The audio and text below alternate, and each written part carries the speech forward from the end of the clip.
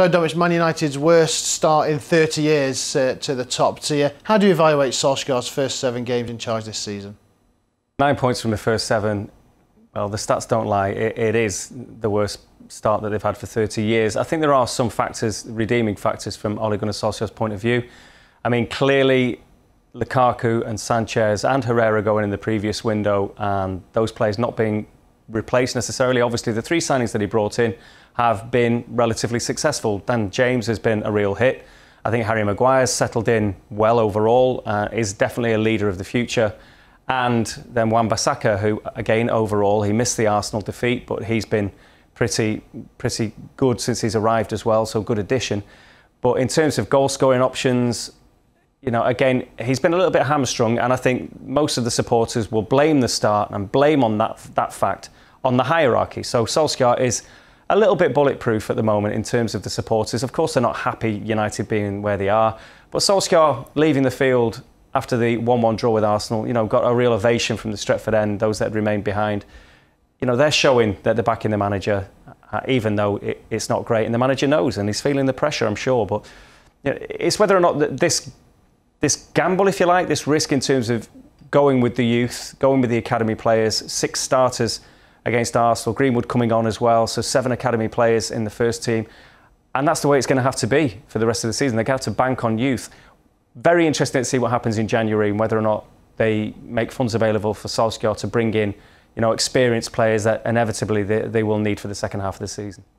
And is appeasing the fans with this youthful policy, bringing these academy players through and removing the signings that previous managers have made that the fans haven't warmed to? How much of a bigger factor is that? Well, I think the club would have had their own ideas in terms of wanting players off wage bills and obviously players that they wanted to recoup investment. So the Lukaku deal, £74 million for Lukaku to move on, was a good deal for United. He clearly didn't want to play. And I think that United are keen to not keep hold of players that don't really want to be there. And that's the whole point with the academy players that have an identity at the club. They understand the club. They understand the history of the club. They come into the side and you can see performances like Scott McTominay. He gets it. The fans are warming massively to this kid that really wasn't expected to make such an impact, but he's outshining Paul Pogba every time he plays, and that's just showing what he's all about. And again, I mentioned Harry Maguire, potential leader. I think Scott McTominay is a potential leader. At 22, he's really grown into that side, and now looks like Solskjaer, the first name on the team sheet, which no one really would have guessed. You say he was outshining Paul Pogba, but Peter Schmeichel referred to him as a problem child. How big is January and the summer for Solskjaer, both with incomings and a problem like Pogba? Well, it's the story that won't go away. It gets to the point that in press conferences, you know, we ask questions about Pogba, and it's almost like, well, we know it's every week, but it's still there. It still seems to be an issue. Of course, he stayed in the summer, but what happens in January? And again, is it going to be the whole situation again? Is he fully committed? You know, are his performances good enough? Again, you know, the fans, the jury will be out a little bit.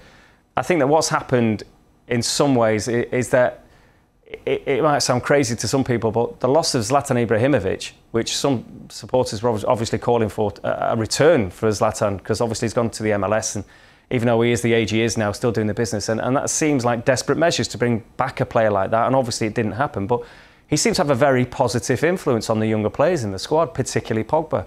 He seemed to really, you know, obviously a good influence around the place, a very seasoned man and a leader of men as well. And they seem to be lacking those kind of characters around there. Big name players, big characters that are there for the right influence. And again, so that's been a bit of a loss.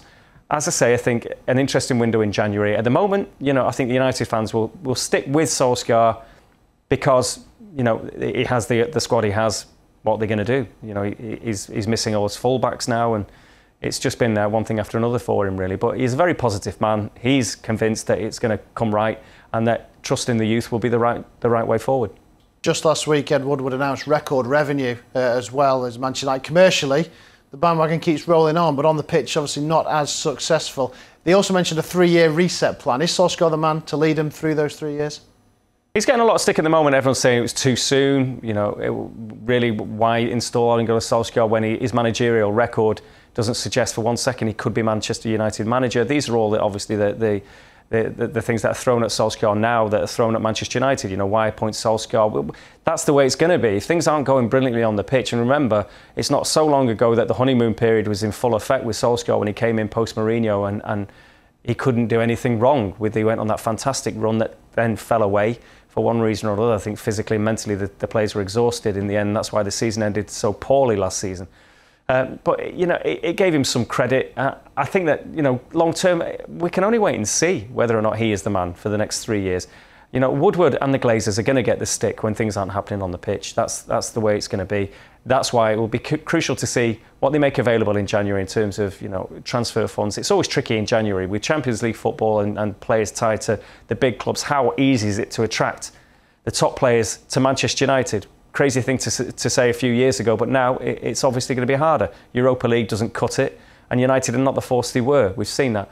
So, interesting times ahead, and I think that, you know, from United's point of view, in terms of the commercial beast that the club is, the fans couldn't care less, don't want to hear about how many commercial partners that the club has. They don't care how many noodle partners or however many, you know, tyre companies are backing the club. Couldn't care less. It's not about that. It's about they want investment in the team. They want investment in the players that take to the grass. The rest of it, how much money the club has, it's only really salt in the wound, really, because, of course, there's always been, you know, a lot of supporters not happy about the way that the club is run from the top.